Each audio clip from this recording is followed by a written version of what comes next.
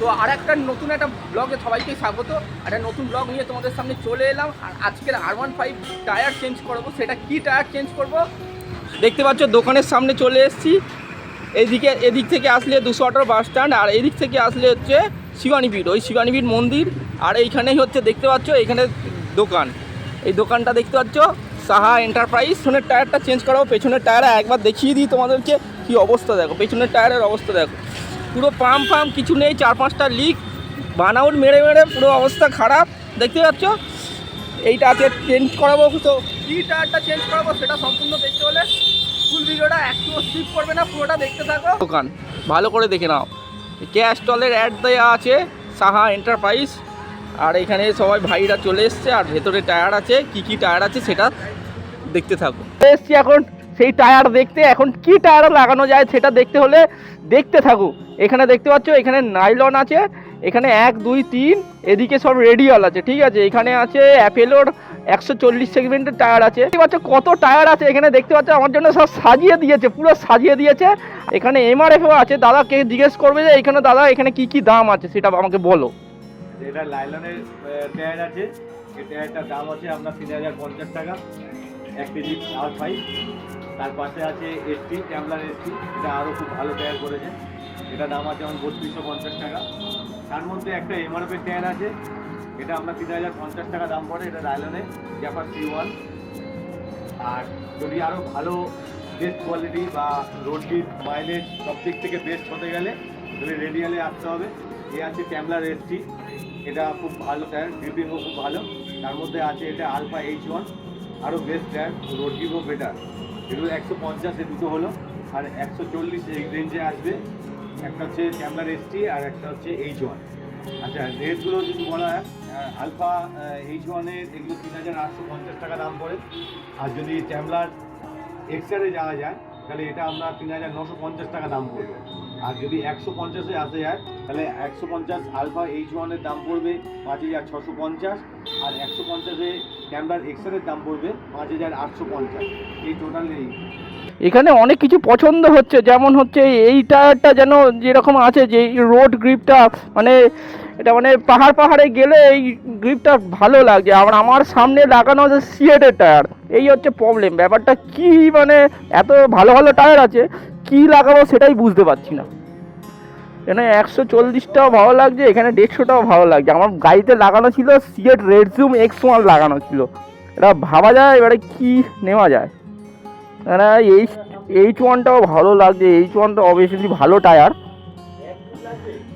কি লাগানো যায় এতগুলো দেখছি তো, মানে কোনটা লাগানো যায় সেটাই বুঝতে পারছি না।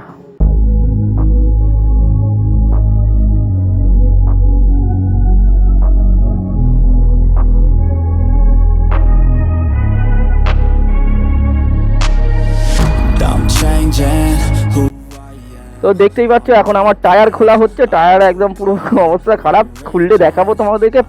4-5টা লিক হয়ে আছে।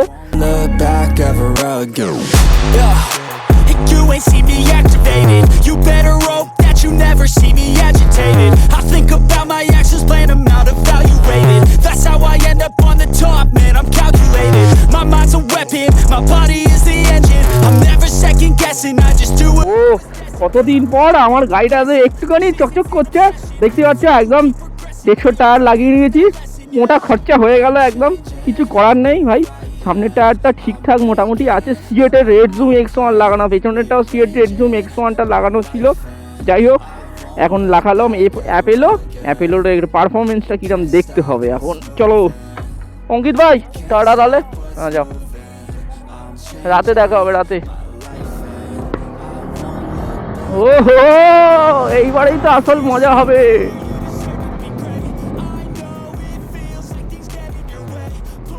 ও কি সুন্দর কাটানো যাচ্ছে ভাই, কিন্তু ভাঙাচোরা রাস্তা আমাদের এদিকে, প্রচন্ড ভাঙাচোরা রাস্তা।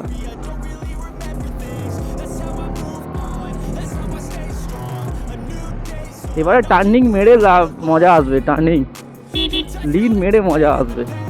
গাড়িতে অনেক কিছু কাজ বাকি আছে, বাড়িতে যাব, খাওয়া দাওয়া করবো, করে টোরে নিয়ে আর হচ্ছে তারপরে গাড়ি ওই সেন্সারটা প্রবলেম করছে, ওটাকে চেঞ্জ করাবো। সব কিছু কাজ আজকেই করব, আজকেই।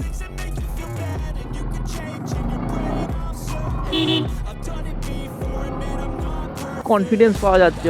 রে ভাই কি লিন হয়নি কর্নারিং মারবো কি, তো সব দাঁড়িয়ে আছে।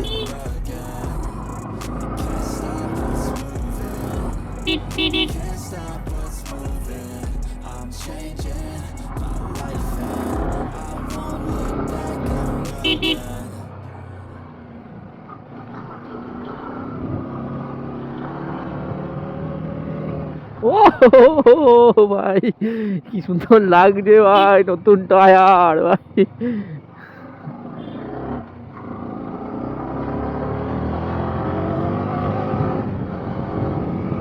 এখানে একটা বড় সড়ো কর্নারিং আছে, কিন্তু ওপার দিয়ে গাড়ি আসছে, বাইকে আসছে, কিন্তু কর্নারিং মারা যাচ্ছে না রে ভাই রে।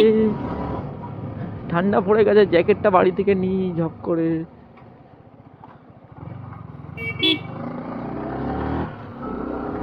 140 লাগালাম না, 150 লাগালাম একেবারে। সামনে লাগানো আছে সিয়েট রেজুম X1, তো X1 এ 110 লাগানো আছে, আর পেছনে আছে 150, মানে ও সেই লেভেলের ব্যাপারটা একদম। H1 ভাই। তো এখন একটু বাইকটাকে নিয়ে বেরিয়ে পড়ে এখন যাব আমার ওই স্কুটিটাকে সার্ভিস সেন্টারে দেওয়া আছে, ওটা আগের ব্লগে তোমরা দেখেছিলে। তো এই ব্লগে দেখতে পাচ্ছ স্কুটিটাকে নিয়ে আসতে যাব।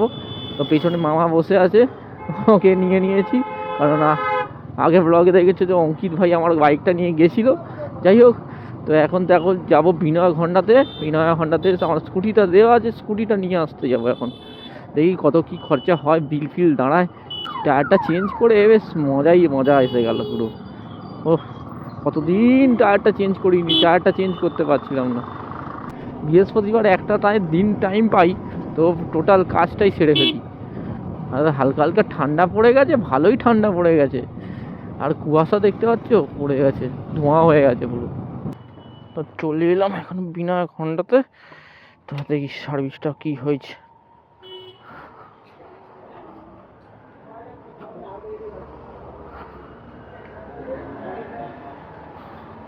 দেখতে পাচ্ছ গাড়ি একদম চকাচক হয়ে গেছে সার্ভিস সেন্টারে। আমার কাছে আছে। তো গাড়িটা সার্ভিস করে নিয়েছি, স্কুটিটা সার্ভিস করে 592 টাকা খরচা হলো। ওটার একটা পার্সোনাল একটা ব্লগ বানাবো, কারণ আজকে রাত হয়ে গেছে, অনেকটা সন্ধে হয়ে গেছে, সেই জন্য বেশি ব্লগটা বানাতে পারিনি। ওটার একটা ভালো দেখে একটা ব্লগ বানিয়ে দেবো তোমাদেরকে। তো ভিডিওটা আজকে এই পর্যন্তই থাকলো, বেশিক্ষণ আর বেশি বড় করলাম না। তো রাত্রিবেলা আর জানি ভালো হয় না, তো ভিডিওটা এই পর্যন্ত থাকলো। নেক্সট ব্লগে তোমাদের সঙ্গে দেখা হবে। আর যারা নতুন আছো চ্যানেলে, অবশ্যই চ্যানেলটা সাবস্ক্রাইব করে পাশে থেকো। আর নেক্সট ভিডিও খুব তাড়াতাড়ি আসবে। একটা রাইডিংয়ের প্ল্যান করছি, কোথাও যাওয়ার, দেখা যাক কি হয়। তো টাটা, বাই বাই, নেক্সট ব্লগে দেখা হচ্ছে।